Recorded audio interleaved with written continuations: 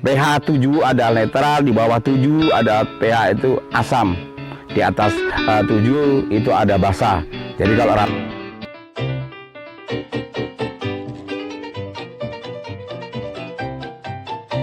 Warahmatullahi wabarakatuh. Jumpa saya lagi di AWY Agro Channel. Pada saat ini saya berada di daerah Penarik, Kabupaten Mukomuko, tepatnya di Tanamang Jaya. Dan saya melihat area ini sangat banyak sekali ditanami tanaman hortikulturas, juga tanaman pangan, ada jagung dan lain-lain. Saat ini saya akan membahas tentang pengolahan tanah. Pengolahan tanah dari awal sebelum kita menanam tanaman. Bukan begitu.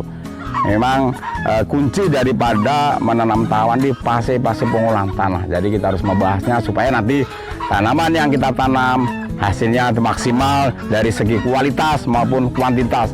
Kita lihat ada beberapa ada petani ini yang lagi pengolahan tanah. Mungkin ini di tahap awal ya. Oke. Kita akan berbincang-bincang. Halo, selamat siang Pak. Selamat siang Pak. Oke, ini lagi ngapain ini Pak? Ini saya lagi mau bikin bedengan untuk nanam cabai Pak. Oh, nanam cabai. Oke, tanaman cabai ini ada tanaman yang menjadi favorit di seluruh Indonesia lah.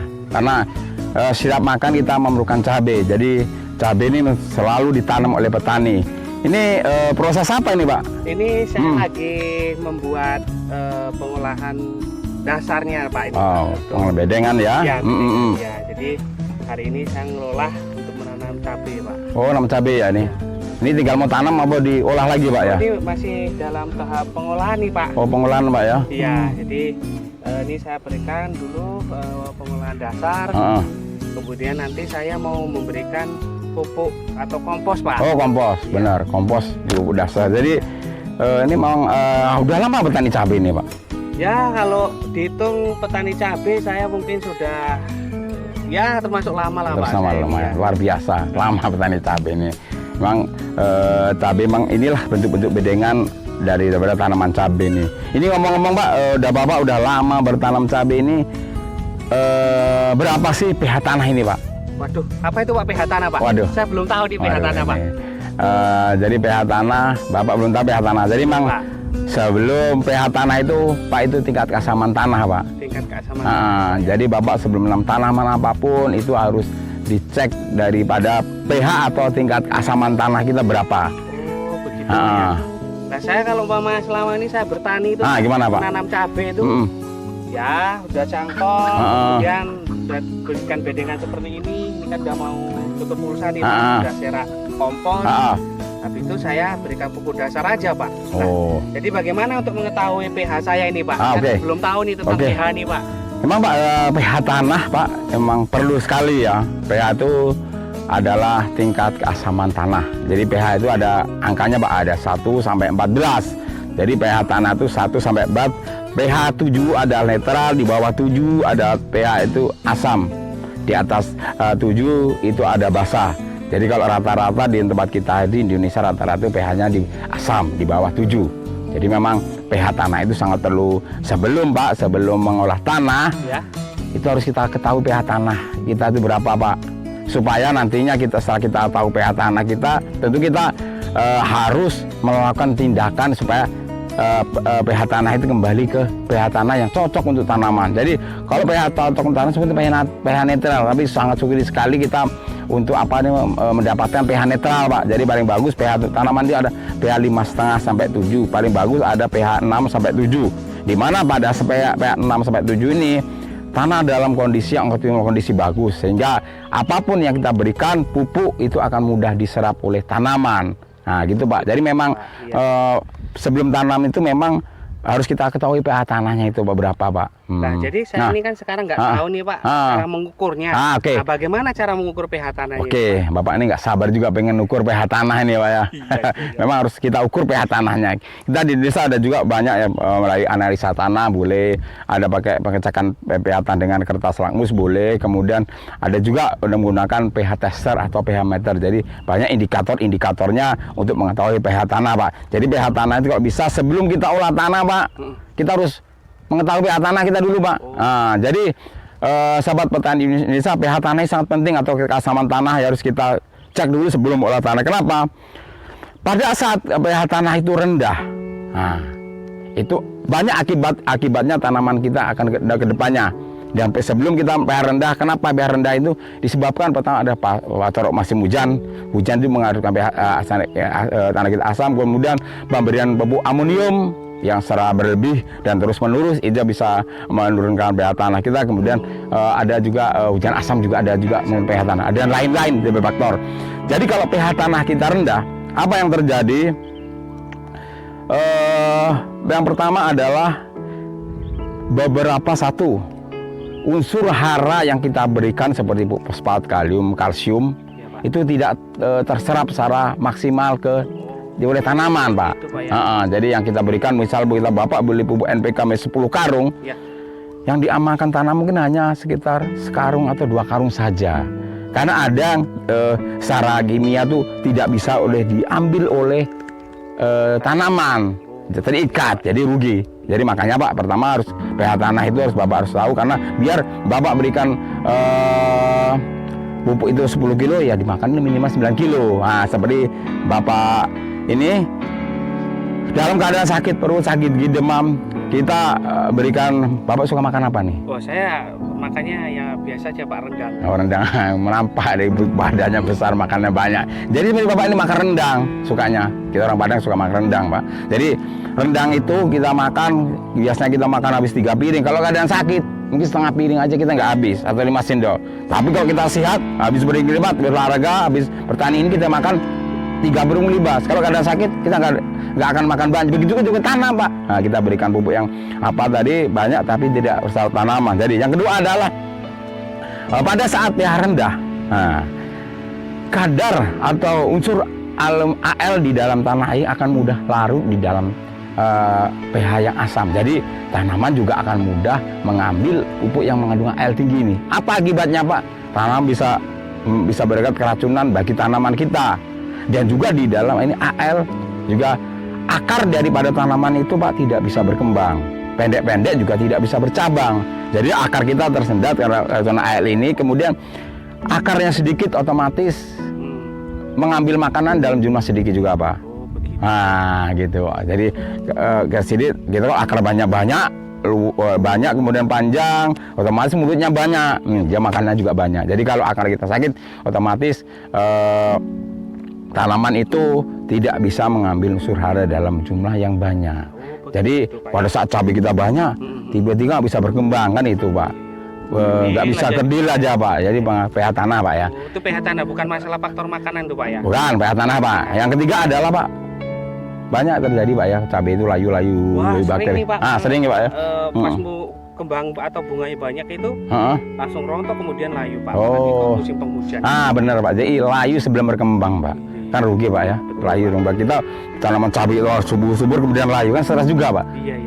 Ya udah belum panen, udah kita melakukan biaya banyak dari pengolahan tanah, beli mulsa, tadi tenaga kerja, beli pupuk, olah sampai rupanya tanaman kita layu jadi pusing. Jadi memang di dalam tanah itu banyak sekali, Pak, ya. Dalam tanah ini banyak sekali patogen, bakteri atau jamur yang memang untuk baik untuk tanaman juga untuk jahat untuk tanaman. Jadi pH rendah ini jamur atau bakteri yang merugikan tanaman juga akan berkembang. Jadi akhirnya tanamannya akan layu. Bakteri layu fusarium itu juga salah satu penyebab pH tanah rendah, dan juga banyak lagi akibat dari pH rendah ini. Jadi Bapak sebelum Bapak tanam, baiknya itu bawa olah tanah pH dulu, Pak. Karena berapa tahun Bapak bertani, udah berpuluh-puluh dari Bapak, dari orang tua, kemudian dari besok kita juga tani. Kalau kita tidak melakukan dari perbaikan tanah, selain pH tanah, kemudian pengompos juga perlu, itu rugi, Pak. Kita kan hanya pakai, kita pangkul, kita pakai, kita tangkul, kita pakai, kemudian kita hanya bisa makan, tapi tidak bisa mengembalikan humus atau kita kembalikan kesuburan tanah ini, Pak. Jadi pH tanah sangat penting, Pak. Jadi sebelum Bapak tanah olah, cek pastikan pH tanah itu berapa, Pak. Ada alat ya, Pak? Oh, ada, Pak. Kita ada jelas. Kita ada juga kalau dari ini, Bang, kita ada juga pH tester. Oh, ini meter, Pak, ya. Ini adalah untuk tinggal colok aja nanti keluar angkanya, Pak. Jadi memang kita cek ini, iya, Pak. Nanti keluar angkanya. Kita boleh, Pak, boleh. Gratis sih, megang, Pak, ya. Oh, gratis, Pak, ya. Tapi gimana caranya nih? Nanti kita ajarkan bagaimana cara daripada penggunaannya Pak. Iya. Oke, kita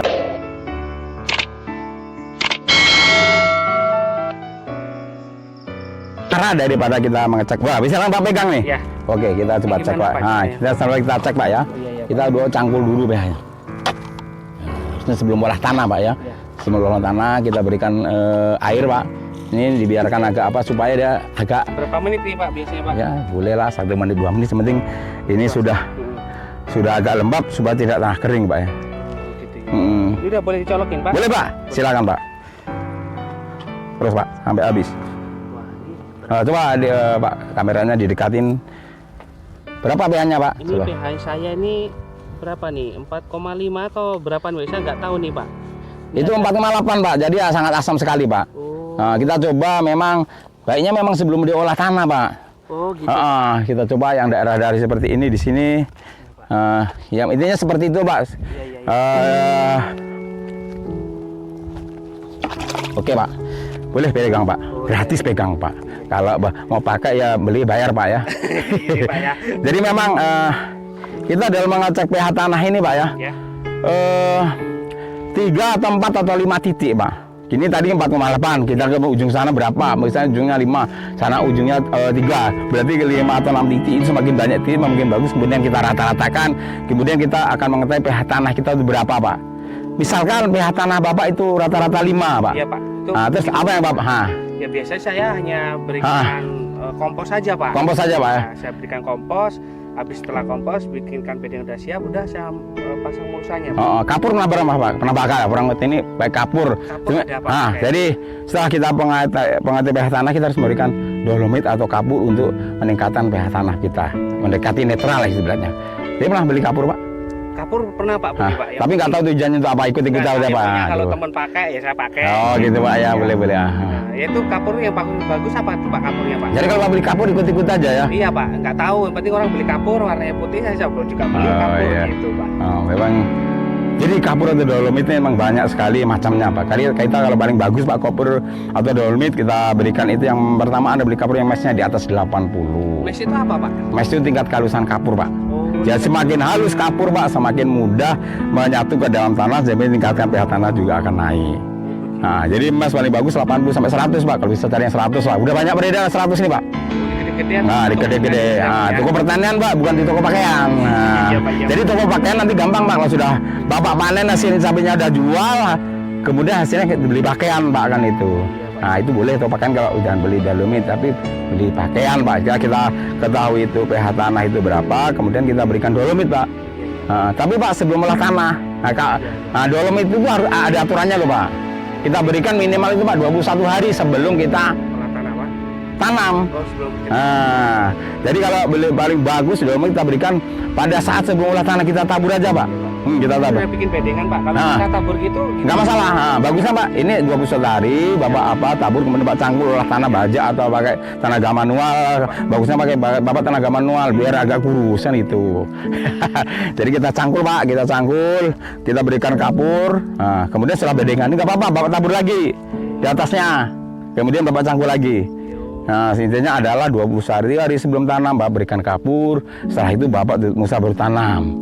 Jadi kapur itu bisa memperbaiki istilahnya tanah kita supaya lebih bagus lagi. Jadi udah bertahun-tahun kita berikan olah tanah, tapi kita harus membalikan dulu Pak. Jadi zaman dulu, zaman nenek moyang orang-orang tua kita tanam tuh tanaman bagus. Karena kita tanah masih baru Pak. Ini udah bertahun dari setahun 2 tahun kita olah terus, kita tanam, kita berikan pupuk kimia berlebih, kita berikan pestisida juga, otomatis tanah juga akan drop juga Pak. Jadi kewajiban kita ya mengembalikan kesuburan tanah kita lagi. Pertama pH tanah, kedua betul Bapak kompos. Nah, kompos juga harus hati-hati, jangan beli kotoran sapi yang baru kita berikan Pak. Boleh Pak, dari mobil kita beli, habis itu kita siram itu nggak boleh Pak ya? Boleh kalau kita tahu asal ini udah matang Pak. Nah, kalau belum matang baru kita tabur, otomatis jamur bakteri juga akan berkembang juga Pak. Jadi minimal kompos atau dari kotoran hewan itu sudah matang Pak. Jadi kita berikan, baru kita tutup mulsa. Jadi memang benar Pak, sahabat Mutiara di Indonesia, kita harus mengerti faktor pH tanah juga kompos kita berikan secara maksimal. Jadi memang sahabat petani Indonesia, seluruh orang tanah baiknya berikan pH tanah itu kita tahu berapa, gitu ya. Mungkin itu informasi dari kita ya, AWY Agro Channel, tentang pengolahan tanah sebelum kita tanam. Nah, sahabat petani Indonesia, jika suka atau dengan video ini, tolong diketuk tanda lonceng, tekan tombol subscribe supaya sahabat petani Indonesia bisa mengikuti teknik budidaya tanaman selanjutnya. Terima kasih Pak ya. Iya, Pak. Sukses untuk Pak, semoga sukses. Lain kali Pak tanamannya di periksa tanahnya dulu Pak ya. Boleh, Pak. Ini boleh untuk saya Pak ya. Boleh Pak, 1 jam. Boleh Pak, membalikan lagi Pak saya. Oke, terima kasih. Semoga informasi ini bermanfaat. Sehari salam mutiara, wabillahi taufik walhidayah. Assalamualaikum warahmatullahi wabarakatuh.